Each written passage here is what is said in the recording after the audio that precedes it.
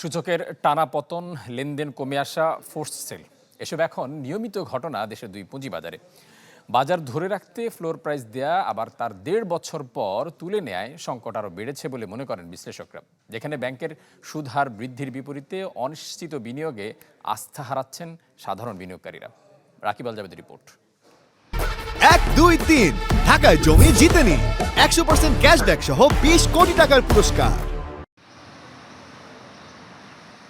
১৮ মাস পর বিএসইসির floor price তুলে নেওয়ার সিদ্ধান্তে টানা দরপতন দেখছে দেশের পুঁজিবাজার। ২০১০ সালে পুঁজিবাজারের বড় ধরনের পতনের পর এমন অবস্থা কবে দেখেছেন বিনিয়োগকারীরা? সূচকের টানা দরপতন শুরু হয় গেল ফেব্রুয়ারিতে।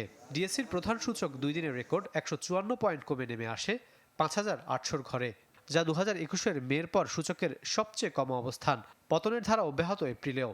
১৫ এপ্রিল লেনদেন শুরুর পর প্রধান বাজার ডিএসইএক্সে ৮৫ পয়েন্ট কমে নেমে আসে ৫,৭৭৮ পয়েন্টে। লেনদেনও কমে ৭৬ কোটি টাকার মতো। শেষ কার্যদিবসেও ডিএসইতে ৭৮ পয়েন্ট কমে সূচক নেমে আসে ৫,৬৮৬ পয়েন্টে। পিছিয়ে নেই চট্টগ্রাম স্টক এক্সচেঞ্জও, সূচক কমেছে ২১৫ point.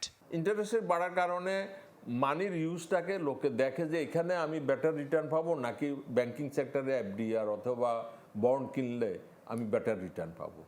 Many big investors, institutional investor এখান থেকে উইথড্র করে ওইখানে গেছে। ফরেন ইনভেস্টার্সরা নাই বললেই চলে। লোকাল ইনভেস্টার যারা বিগ ইনভেস্টার, ইন্ডাস্ট্রিয়াল হাউস, তারা কতটা অ্যাক্টিভ সেটা নিয়ে প্রশ্ন আছে।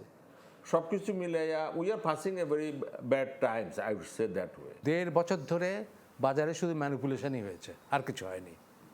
এই ছোট বিনিয়োগকারীদেরকে এই ম্যানিপুলেশন ভুলে যেতে হবে, তাদের বিনিয়োগকারী হওয়া শিখতে হবে, দীর্ঘমেয়াদী বিনিয়োগ করা শিখতে হবে, ধৈর্য ধরতে হবে। পুঁজিবাজারে সবসময় লাভ হয় না, লাভও হয়, ক্ষতিও হয়। ফ্লোর প্রাইসের দরুন দীর্ঘদিন শেয়ার বিক্রি করতে না পারায় সাধারণ বিনিয়োগকারীরা আস্থাহীনতায় ভুগছেন বলে মনে করেন এই বিশ্লেষক। রেগুলেটর তাদেরকে খেয়াল রাখতে হবে যে ইন্ডেক্স ম্যানেজমেন্ট তাদের কাজ না, তাদের কাজ হচ্ছে ফেয়ার ট্রেডিং এনশিওর করা। ওই ফ্লোর প্রাইস দেওয়া তাদের আদৌ কাজ না। এটা বাজারের নর্মাল যেটা মার্কেট বিহেভিয়ার, মার্কেট ফোর্সেস, সেটা ফ্লোর প্রাইস ডিক্লেয়ার, এই মার্কেট ইন্ডেক্স ডিক্লেয়ার করবে।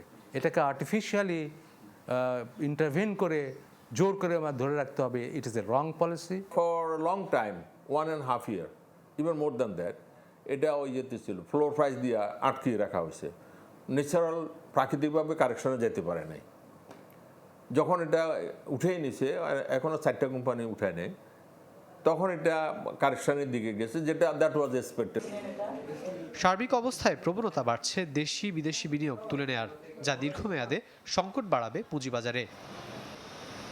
রাকিব আল জাবেদ, চ্যানেল 24, ঢাকা।